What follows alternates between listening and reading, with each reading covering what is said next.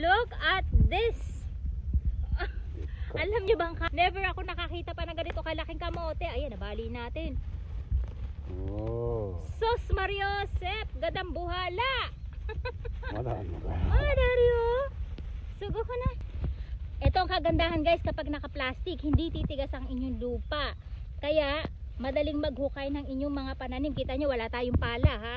Kamay lang yung ginagamit ng lola nyo. Pero look, tapos hindi pa umuulan dahil bukas ang schedule ng ulan. Oh my God! Look guys! Ito pa lang guys. 1 kilo na. Ichikilo mo. Time natin to ng May, June, July, August, September, October. 5 months na siya guys. At ang pag-aalaga ko dito, syempre, meron di tayo pataba. Kaya lang, hindi nga tayo nagdidilig. Pinaubayan na natin sa ulan. Kaya siguro guys, napakaganda ng ating mga kamote.